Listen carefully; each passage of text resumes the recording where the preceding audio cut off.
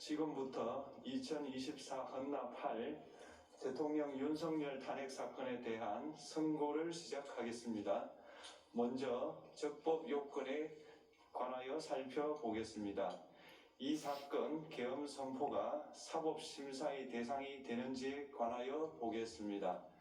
고위공직자의 헌법 및 법률 위반으로부터 헌법 질서를 수호하고자 하는 탄핵 심판의 취지를 고려하면 이 사건 계엄 선포가 고도의 정치적 결단을 요하는 행위라 하더라도 그 헌법 및 법률 위반 여부를 심사할 수 있습니다. 국회 법사의 조사 없이 이 사건 탄핵 소추안을 의결한 점에 대하여 보겠습니다. 헌법은 국회의 소추 절차를 입법에 맡기고 있고 국회법은 법사위 조사 여부를 국회의 재량으로 규정하고 있습니다. 따라서 법사위의 조사가 없었다고 하여 탄핵 소추 의결이 부적법하다고 볼 수 없습니다. 이 사건 탄핵 소추안의 의결이 일사부재의 원칙에 위반되는지 여부에 대해서 보겠습니다. 국회법은 부결된 안건을 같은 회기 중에 다시 발의할 수 없도록 규정하고 있습니다.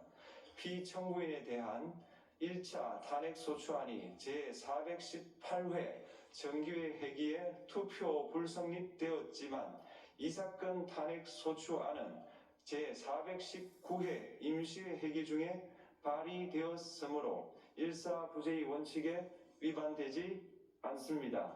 한편 이에 대해서는 다른 회기에도 탄핵 소추안의 발의 횟수를 제한하는 입법이 필요하다는 재판관 정형식의 보충 의견이 있습니다.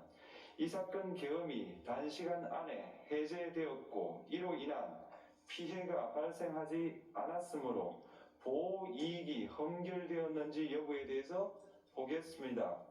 이 사건 계엄이 해제되었다고 하더라도 이 사건 계엄으로 인하여 이 사건 탄핵 사유는 이미 발생하였으므로 심판의 이익이 부정된다고 볼 수 없습니다. 소추 의결서에서 내란죄 등 형법 위반 행위로 구성하였던 것을 탄핵 심판 청구 이후에 헌법 위반 행위로 포섭하여 주장한 점에 대하여 보겠습니다. 기본적 사실관계는 동일하게 유지하면서 적용 법조문을 철회, 변경하는 것은 소추 사유의 철회, 변경에 해당하지 않으므로 특별한 절차를 거치지 않더라도 허용됩니다. 피청구인은 소추 사유에 뇌란죄 관련 부분이 없었다면 의결 정족수를 충족하지 못하였을 것이라고 주장하지만 이는 가정적 주장에 불과하며 객관적으로 뒷받침할 만한 근거도 없습니다. 대통령의 지위를 탈취하기 위하여 탄핵 소추권을 남용하였다는 주장에 대하여 보겠습니다. 이 사건 탄핵 소추안의 의결 과정이 적법하고 피소추자의 헌법 또는 법률 위반이 일정 수준 이상 소명되었으므로 탄핵 소추권이 남용되었다고 볼 수 없습니다. 그렇다면 이 사건 탄핵 심판 청구는 적법합니다. 한편 증거법칙과 관련하여 탄핵 심판 절차에서 형사소송법상 전문 법칙을 완화하여 적용할 수 있다는 재판관 이미선, 김형두의 보충 의견과 탄핵 심판 절차에서 앞으로는 전문 법칙을 보다 엄격하게 적용할 필요가 있다는 재판관 김복형, 조한창의 보충 의견이 있습니다. 다음으로 피청구인이 직무집행에 있어 헌법이나 법률을 위반하였는지 피청구인의 법 위반 행위가 피청구인을 파면할 만큼 중대한 것인지에 관하여 살펴보겠습니다. 우선 소추 사유별로 살펴보겠습니다. 1. 이 사건 계엄 선포에 관하여 보겠습니다. 헌법 및 계엄법에 따르면 비상계엄 선포의 실체적 요건 중 하나는 전시, 사변 또는 이에 준하는 국가 비상사태로 적가 교전 상태에 있거나 사회 질서가 극도로 교란되어 행정 및 사법 기능의 수행이 현저히 곤란한 상황이 현실적으로 발생하여야 한다는 것입니다. 피청구인은 야당이 다수 의석을 차지한 국회에 이례적인 탄핵소추 추진, 일방적인 입법권 행사 및 예산삭감 시도 등의 전횡으로 인하여 위와 같은 중대한 위기사항이 발생하였다고 주장합니다. 피청구인의 취임 후 이 사건 계엄 선포 전까지 국회는 행안부 장관, 검사, 방통위위원장, 감사원장 등에 대하여 총 22건의 탄핵소추안을 발의하였습니다. 이는 국회가 탄핵소추 사유의 위헌,위법성에 대해 숙고하지 않은 채 법 위반의 의혹에만 근거하여 탄핵심판 제도를 정부에 대한 정치적 압박 수단으로 이용하였다는 우려를 낳았습니다. 그러나 이 사건 계엄 선포 당시에는 검사 1인 및 방통위위원장에 대한 탄핵 심판 절차만이 진행 중이었습니다. 피청구인이 야당이 일방적으로 통과시켜 문제가 있다고 주장하는 법률안들은 피청구인이 제의를 요구하거나 공포를 보류하여 그 효력이 발생되지 않은 상태였습니다. 2025년도 예산안은 2024년 예산을 집행하고 있었던 이 사건 계엄 선포 당시 상황에 어떠한 영향을 미칠 수 없고 위 예산안에 대하여 국회 예결특위의 의결이 있었을 뿐 본회의의 의결이 있었던 것도 아닙니다. 따라서 국회의 탄핵소추, 입법, 예산안 심의 등의 권한 행사가 이 사건 계엄 선포 당시 중대한 위기 상황을 현실적으로 발생시켰다고 볼 수 없습니다. 국회의 권한 행사가 위법, 부당하더라도 헌법재판소의 탄핵 심판, 피청구인의 법률안 제의 요구 등 평상시 권력 행사 방법으로 대처할 수 있으므로 국가 긴급권의 행사를 정당화할 수 없습니다. 피청구인은 부정선거 의혹을 해소하기 위하여 이 사건 계엄을 선포하였다고도 주장합니다. 그러나 어떠한 의혹이 있다는 것만으로 중대한 위기 상황이 현실적으로 발생하였다고 볼 수는 없습니다. 또한 중앙선관위는 제22대 국회의원 선거 전에 보안 취약점에 대하여 대부분 조치하였다고 발표하였으며 사전, 우편, 투표함, 보관장소, CCTV 영상을 24시간 공개하고 개표 과정에 수검표 제도를 도입하는 등의 대책을 마련하였다는 점에서도 피청구인의 주장은 타당하다고 볼 수 없습니다. 결국 피청구인이 주장하는 사정을 모두 고려하더라도 피청구인의 판단을 객관적으로 정당화할 수 있을 정도의 위기 상황이 이 사건 계엄 선포 당시 존재하였다고 볼 수 없습니다. 헌법과 계엄법은 비상계엄 선포의 실체적 요건으로 병력으로서 군사상의 필요에 응하거나 공공의 안정질서를 유지할 필요와 목적이 있을 것을 요구하고 있습니다.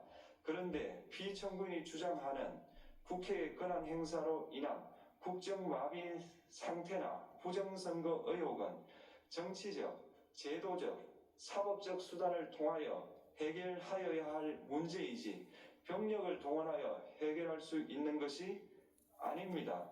피청구인은 이 사건 계엄이 야당의 전횡과 국정위기 상황을 국민에게 알리기 위한 경고성 계엄 또는 호소형 계엄이라고 주장하지만 이는 계엄법이 정한 계엄 선포의 목적이 아닙니다. 또한 피청구인은 계엄 선포에 그치지 아니하고 군경을 동원하여 국회의 권한 행사를 방해하는 등의 헌법 및 법률 위반 행위로 나아갔으므로 경고성 또는 호소형 계엄이라는 피청구인의 주장을 받아들일 수 없습니다. 그렇다면 이 사건 계엄 선포는 비상계엄 선포의 실체적 요건을 위반한 것입니다.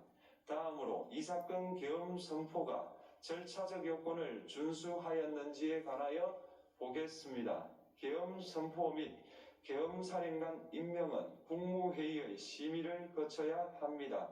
피청구인이 이 사건 계엄을 선포하기 직전에 국무총리 및 9명의 국무위원에게 계엄 선포의 취지를 간략히 설명한 사실은 인정됩니다.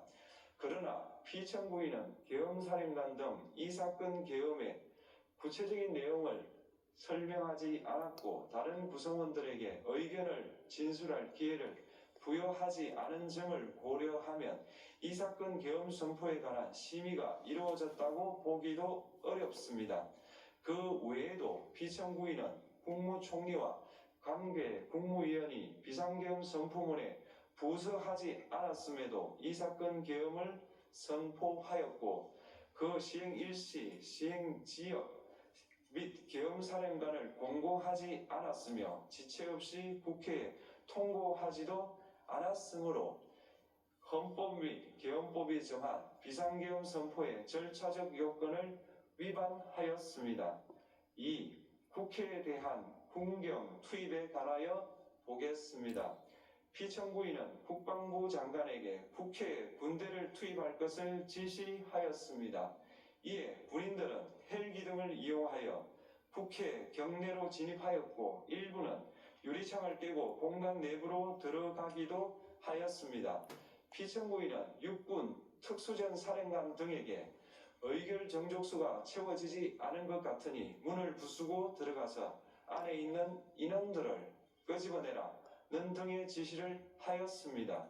또한 피청구인은 경찰청장에게 계엄사령관을 통하여 이 사건 포고령의 내용을 알려주고 직접 6차례 전화를 하기도 하였습니다. 이에 경찰청장은 국회 출입을 전면 차단하도록 하였습니다.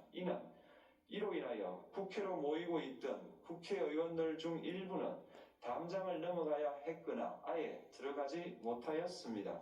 한편 국방부 장관은 필요시 체포할 목적으로 국군 방첩사령관에게 국회의장, 각 정당 대표 등 14명의 위치를 확인하라고 지시하였습니다.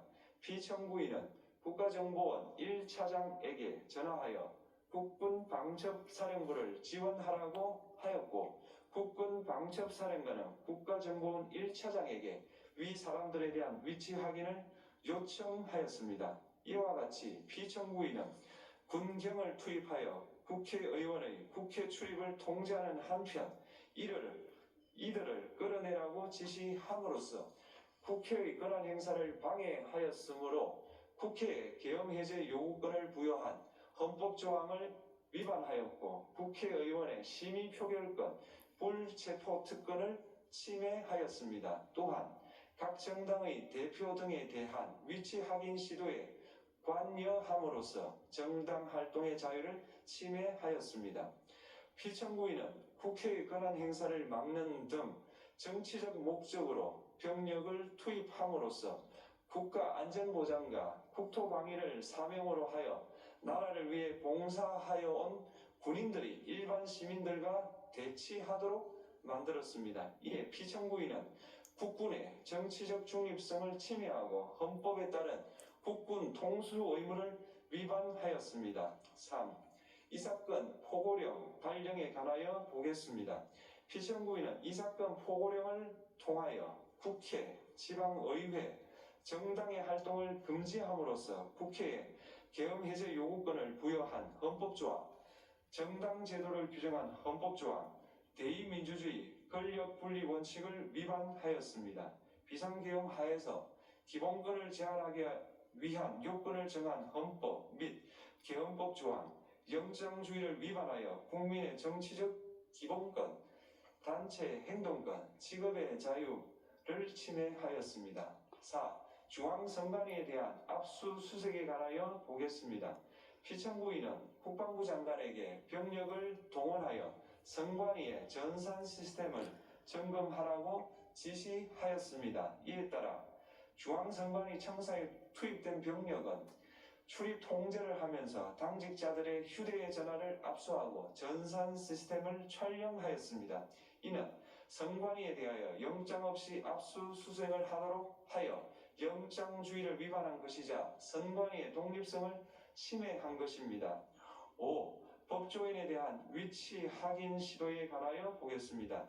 앞서 말씀드린 바와 같이 피청구인은 필요시 체포할 목적으로 행해진 위치 확인 시도에 관여하였는데 그 대상에는 퇴임한 지 얼마 되지 않은 전 대법원장 및 전 대법관도 포함되어 있었습니다. 이는 현직 법관들로 하여금 언제든지 행정부에 의한 체포 대상이 될 수 있다는 압력을 받게 하므로 사법권의 독립을 침해한 것입니다.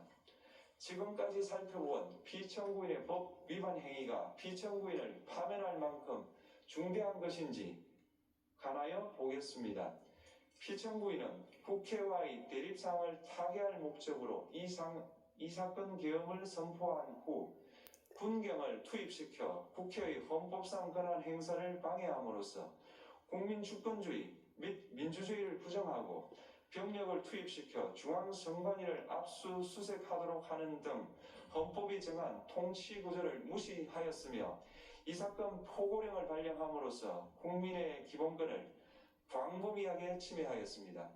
이러한 행위는 법치국가 원리와 민주국가 원리의 기본 원칙들을 위반한 것으로 그 자체로 헌법 질서를 침해하고 민주공화정의 안정성에 심각한 위해를 끼쳤습니다.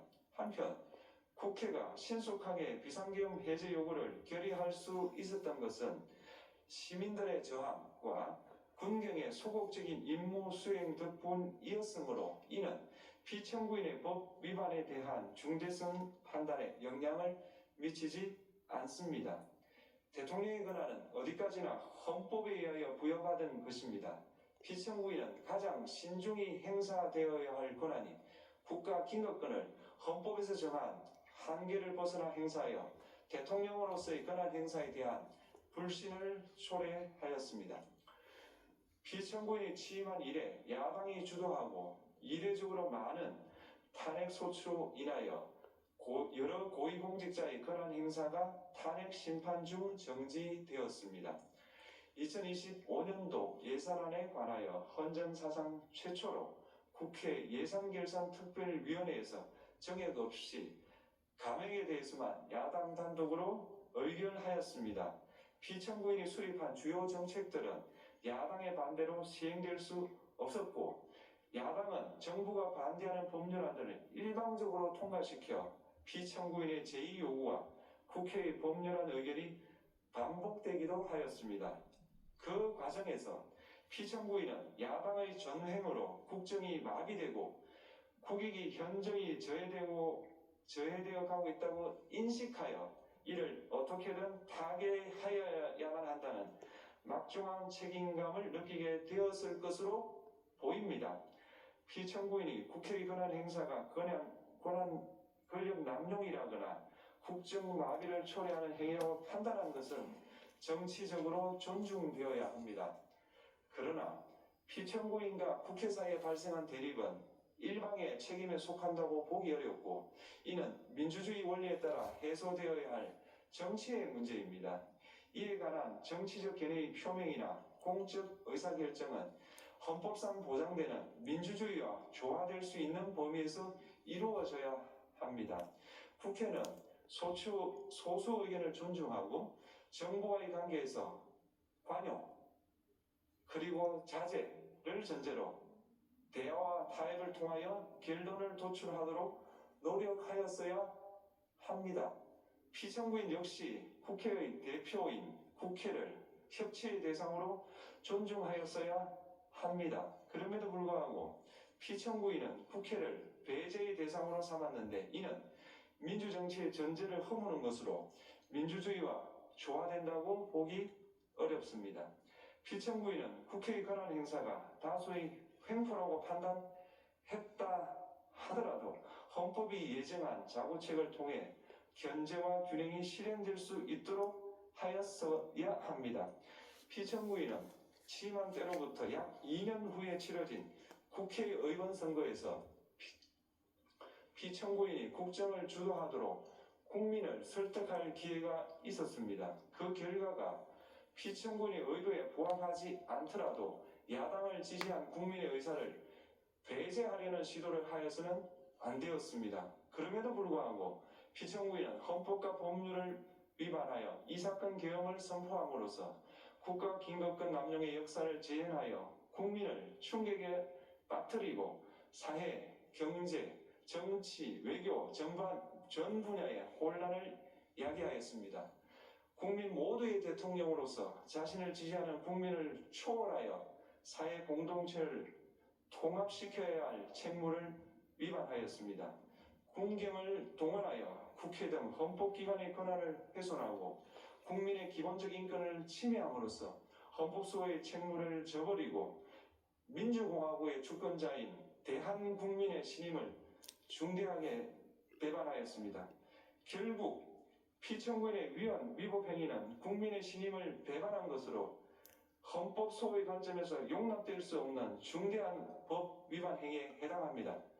피청구인의 법 위반 행위가 헌법 질서에 미친 부정적 영향과 파급 효과가 중대하므로 피청구인을 파면함으로써 얻는 헌법 소의 이익이 대통령 파면에 따르는 국가적 손실을 압도할 정도로 크다고 인정됩니다. 이에 재판단 전원의 일치된 의견으로 주문을 선고합니다. 탄핵 사건이므로 선고 시각을 확인하겠습니다. 지금 시각은 오전 11시 22분입니다. 주문, 피청구인 대통령 윤석열을 파면한다. 마치겠습니다.